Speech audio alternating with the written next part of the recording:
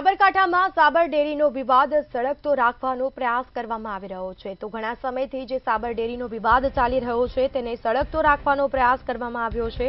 તલોદના રોઝડ ગામે મંડળીમાં દૂધ ભરતા રોકવાનો પ્રયાસ કરવામાં આવ્યો। પશુપાલકોને મંડળીમાં દૂધ ભરતા રોકવાનો પ્રયાસ કરવામાં આવ્યો છે, જેમાં દૂધ ભરવા જતા મંડળી જ બંધ કરી દેવાતી હોવાનો આક્ષેપ લોકોએ કર્યો છે, પશુપાલકોએ કર્યો છે। તો સાબર ડેરીનો ઘણા સમયથી વિવાદ જે ચાલી રહ્યો છે તેને સળગતો રાખવાનો પ્રયાસ કરવામાં આવી રહ્યો છે। મંડળીનો હિસાબ માંગતા ચેરમેન સેક્રેટરી ગેરહાજર રહ્યા।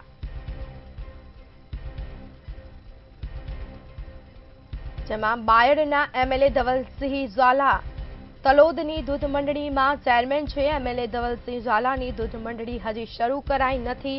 ધવલસિંહ ઝાલાની મંડળીનો પશુપાલકોએ હિસાબ માંગ્યો।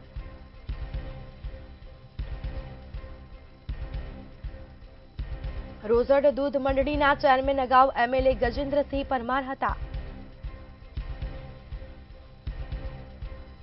તો સ્થાનિક પશુપાલકો હેરાન થતા રોષ ઠાલવ્યો છે। લોકોમાં ભારે રોષ જોવા મળ્યો છે। મંડળી બંધ રખાતા સ્થાનિક પશુપાલકો હેરાન પરેશાન થયા છે।